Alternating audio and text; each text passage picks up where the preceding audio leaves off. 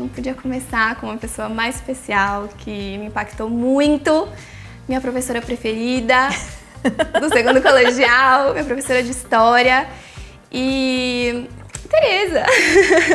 Um prazer enorme estar aqui, muito obrigada pelo convite. Obrigada. Por isso. Mas Sofia, aluna, sentava na primeira carteira, pelo menos nas minhas aulas, sentava na primeira carteira, não falava uma palavra, e aí quando eu descobri que Sofia era a pessoa também que tinha feito Masterchef, que tinha canal no YouTube, e eu comparava com aquela menina que parecia tão tímida na sala de aula. Eu era Você era muito tímida em sala de aula. Você 4 anos, você é um oceano, assim, né? Um mundo entre, enfim, a Sofia de 16 anos e a mulher que eu tô vendo agora na minha frente, porque não é mais uma adolescente, né? É uma mulher que tá aí muito decidida a experimentar seus caminhos mesmo na vida. Eu fico muito orgulhosa de ver.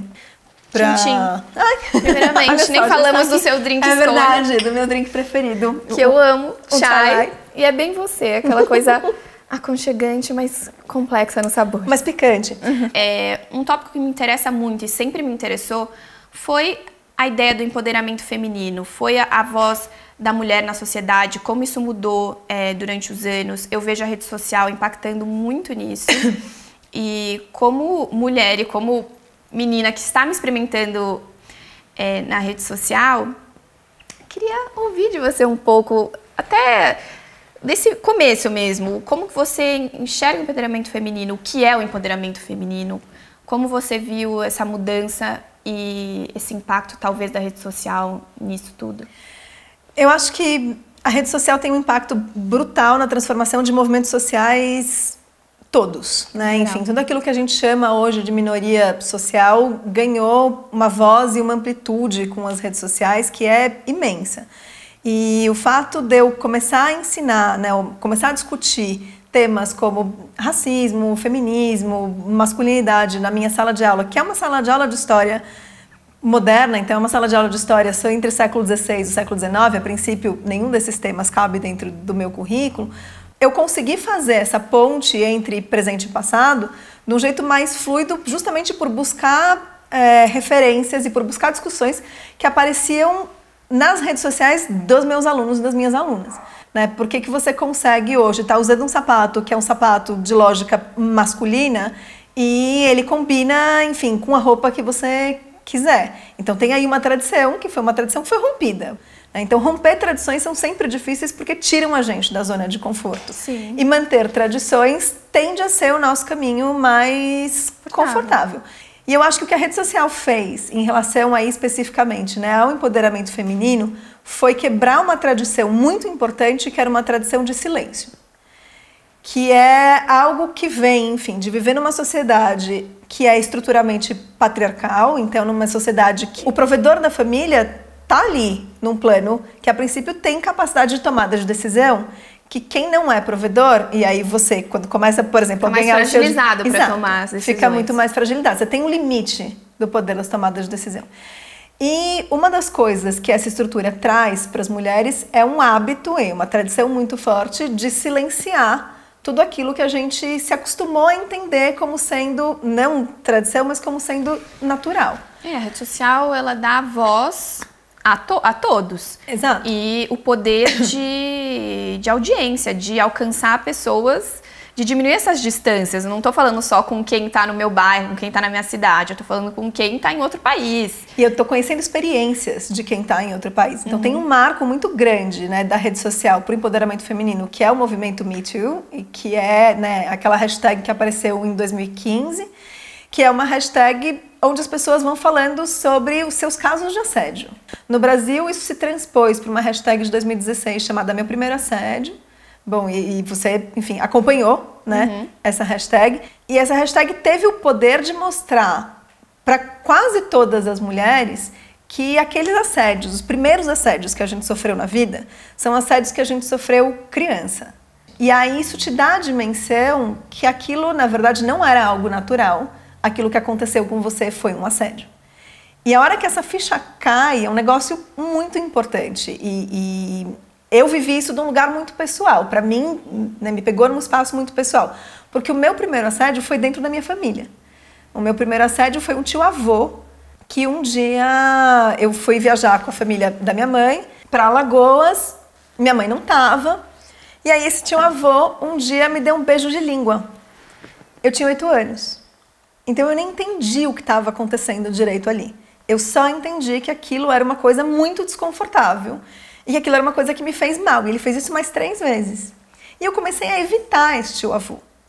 Só que eu nunca consegui dizer isso para ninguém, porque não se falava sobre o assunto. Eu nunca tinha visto ninguém que teve, né, nenhuma experiência parecida. Eu tinha 8 anos, demorei para entender ali que comunicar não era... isso, né? Nem beijo na boca. E para entender que aquilo não era para acontecer, né? Demorei para entender que aquilo não era uma demonstração de afeto natural. Fui entender isso com 13, quando eu fui assediada por um monitor de estudo do meio que viajou comigo na minha escola. E eu estudei, enfim, numa escola importante de São Paulo e tal, mas eu lembro desse monitor, da gente no ônibus, a gente estava em Minas Gerais, no ônibus indo de Mariana para Ouro Preto, e eu de pé atrás da cadeira dele no ônibus e ele passando a mão na minha perna. Eu também não entendi isso como sendo um problema. Só que quando a gente voltou dessa viagem, a minha coordenadora na época chamou a minha mãe, me chamou e aí falou para minha mãe que no último dia do estudo do meio, esse monitor tinha me chamado, e tudo isso é verdade, tinha me chamado para comprar uma Coca-Cola. E era um professor me chamando para comprar uma Coca-Cola. E eu fui saindo com ele. E ela viu e me chamou de volta, me deu uma bronca e me mandou para o quarto. E aí ela disse para minha mãe que eu tinha tentado seduzir esse professor. A narrativa se inverteu. Exato. Como acontece com frequência. E eu entendi ali com 13 anos que a culpa daquilo, que era errado, tinha sido minha. E eu interiorizei isso, como quase todas as mulheres que eu conheço. Né? Então, assim, a culpa do assédio é sua, a culpa do flerte é sua. E aí o que essa hashtag fez foi de fazer as mulheres entenderem que, cara, se está acontecendo com tanta gente, né, isso é tão frequente que isso aconteça aos 8, aos 9, aos 7, aos 13, a culpa não é minha. Porque este é um movimento que é geral, não é pessoal, não fui eu que gerei essa situação. E isso inverte um pouco a lógica de poder, porque são as mulheres podendo falar, não, né, isso está errado. Inverte um pouco a história, começa a trazer a outra versão. Começa a trazer a outra versão. A narrativa. Inverte a narrativa. A narrativa. Exato, começa a mudar a narrativa. E isso traz a possibilidade da gente poder questionar a narrativa tradicional. Quantas séries ou filmes você viu, né, enfim, durante a tua adolescência toda, em que a menina se fazia de difícil e o cara queria que ela se fizesse de difícil, mas na verdade ela queria? Né? Isso vai ensinando pra gente uma narrativa específica. Então eu acho que a rede social tem esse papel muito forte de dar pra gente a possibilidade de contar. Ouvir outras histórias também. E de contar a nossa própria narrativa. Porque, né, quem detém o poder detém a narrativa também. E como foi essa sua escolha de ser quem é e viver do jeito que vive? Porque você também tem vários hábitos. Verdade. E que eu acredito que eles têm todos motivos bem fortes. E a gente podia comentar sobre alguns. Eu acho interessante. Eu sou um mau exemplo da minha escolha profissional, né? Porque eu escolhi que eu ia ser professora de história com 11 anos pelos motivos mais bizarros. Eu sou muito teimosa e eu simplesmente não mudei de ideia. Eu venho de uma família que é uma família de classe média, uma família de professores. Então, minha mãe era professora de matemática, meu pai era professor de economia na Unicamp, então é uma família também de acadêmicos, né? Uma família que gosta, enfim... Não, Você tinha estava com outra narrativa na minha cabeça, mas eu sei que tem coisas interessantes nessa sua escolha. É isso, eu venho de uma família também de acadêmicos, mas uma família que nunca quis que eu fosse professora. Eu falei, não, gente, eu vou fazer história. E foi o primeiro momento em que eu rompi com a minha família. E aí foi o momento em que eu entendi que quem ia arcar com as consequências das minhas escolhas era só eu.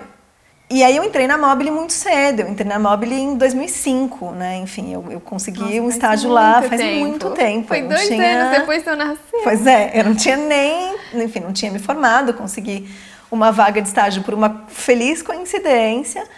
E a hora que eu entrei e falei, então eu não vou fazer um mestrado, eu tinha acabado de entregar o projeto de mestrado, eu não vou fazer um mestrado, eu vou seguir em escola, porque o que eu quero fazer é dar aula no ensino básico. Aí minha família pirou. E até hoje tem um pouco essa coisa de que, nossa, ser professora não é suficiente para dar conta, enfim, do que eles acham que é o meu brilhantismo, a minha inteligência e tudo mais. Isso vale para... o que é essa sala de aula, que não é uma sala de aula comum, por favor. Mas isso vale para várias escolhas da minha vida. Então, você falou que eu tenho, né, enfim, hábitos. Sim, eu só me locomovo de bicicleta pela cidade e isso foi uma escolha muito consciente. Mas é muito importante para mim bancar aquilo que eu acho que são as minhas escolhas e que fazem um pouco a mudança que eu gostaria de ver no mundo. Né? Eu sozinha andando de bicicleta, de fato, não mudo nada. Mas é um hábito que me conta mais sobre a pessoa que eu quero ser. E eu tô muito animada, porque eu quero discutir com você sobre o filme da Barbie, sobre as suas impressões, sobre as suas reflexões sobre o filme, e até discutir um pouco sobre alguns tópicos, algumas polêmicas que surgiram do filme. Eu vi muita gente falando, é porque o filme é sobre o patriarcado. A primeira frase, o filme é sobre a história do patriarcado e como isso afetou o mundo das mulheres, não sei o quê. E quando eu vi o filme, isso foi uma das últimas coisas que eu refleti sobre, entende? Mas, não sei, acho que faz sentido com o que a gente está falando, inclusive. O que mexeu com você no filme? Eu acho que essa coisa da vida da mulher, da trajetória da mulher, em como você cresce. No mundo da Barbie, ela tinha várias versões da Barbie, ela era a Barbie perfeita e tudo mais, e quando ela foi pro mundo real, ela foi vendo as diferenças das pessoas e não sei o quê. E eu acredito que é um pouco disso, de... Ela só era a Barbie perfeita, ela não era a Barbie atleta, não era a Barbie cozinheira, ela não era atleta, ela era só a Barbie estereotipada. E a música também que passa no filme, que é a música da Billie Eilish, que é uma artista que eu amo, é uma das minhas, enfim, artistas contemporâneas preferidas. Ela colocou a música que hoje em dia é uma das músicas mais importantes pra mim do momento, que é uma música que ela se pergunta, né, quem eu sou e qual é o meu objetivo, qual é o meu propósito. Tem uma parte que também fala, não conta pro meu namorado que ele não foi feito pra isso. Isso mexe também muito comigo, porque, não sei, a gente vai colocando certas dependências em pessoas, em coisas, em situações. E quando a gente se vê sozinho, quem sou eu sozinho? O que eu quero ser, sabe? Quem sou eu sem minha mãe, sem meu pai, sem a minha melhor amiga? Eu lá em Londres, morando sozinha no meu apartamento, eu acordava e lá que vem minhas maiores reflexões. Eu sento no meu sofá, olho pros lados e eu falo, o mundo é grande, né? Eu posso ser tudo isso. Quem eu sou nesse mundo? E então foi isso, esses questionamentos de quem eu sou, e eu tenho muitas possibilidades. Eu posso ser a Barbie que eu quiser. É verdade. E aí eu acho que, enfim, né, tem essa coisa, essa ideia do que é a Barbie, e que a Barbie começou a fazer sucesso justamente porque ela trouxe essa possibilidade para as meninas de brincar de boneca, onde elas podiam ser o que elas quisessem e não só mães, que é aquela cena inicial do filme que é maravilhosa. Então tem essa coisa da Barbie no mundo da Barbie, né, onde elas são todas as possibilidades, e eu acho que esse foi um dos meus incômodos, mas já volto para ele. Então você pode ser mesmo a Barbie que você quiser, né? E eu acho que é um filme muito dirigido para mulheres da minha idade que têm filhas pequenas agora, e aí tava um pouco nessa coisa, compro a Barbie, não compro porque, enfim, fez muito parte da minha infância. Eu queria que minha filha tivesse uma Barbie, mas a Barbie virou, como diz ali a minha adolescente, a Barbie virou a encarnação do demônio. Então, porque é meu alvo de comparações. Exato, né? E você imagina, eu quero ser esta pessoa.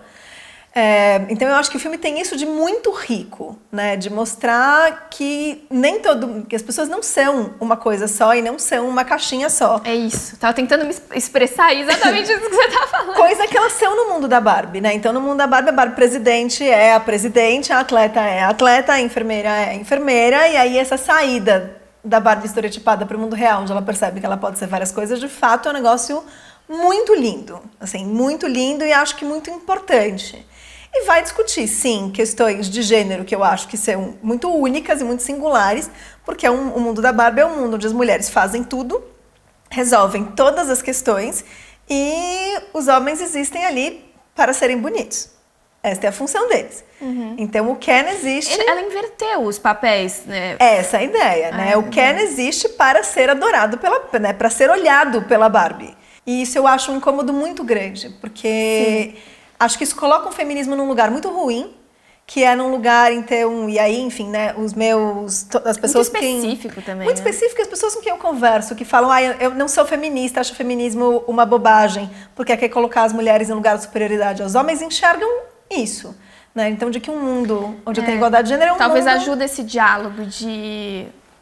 Você quer ter o que o homem... E não Exato. é sobre isso, eu também não vejo esse movimento assim. É sobre outra maneira de viver o mundo, né? É sobre outro formato de liderança, é sobre outra forma, enfim, de enxergar como as coisas podem ser feitas. Eu acho você um case, uma pessoa interessante, porque você faz por você. Você faz a sua parte. Não, obviamente que você faz pra ter um reflexo nos outros, por isso você também é professora. Mas você está fazendo a sua parte, você está vivendo coisas que você acredita. E isso eu acho o primeiro passo. Vivendo a vida que eu acho neste momento que eu quero viver. Pode ser que ela mude? Talvez ela mude. É muito provável, eu espero que ela mude. Porque Sério, nós né? somos várias. Vivemos de Em cada fase a gente pode viver coisas muito diferentes, mas que a gente tenha muita consciência de por que é que a gente faz as escolhas que a gente faz. Tentar entender os motivos.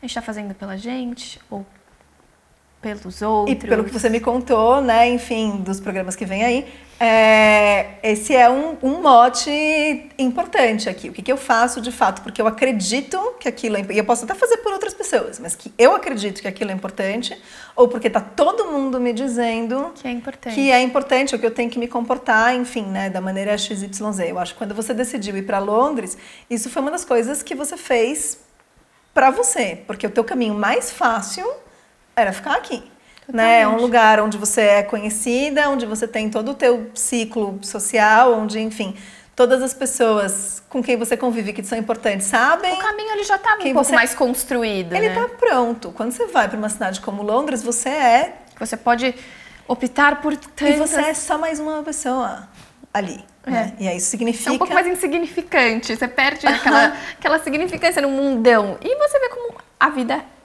é.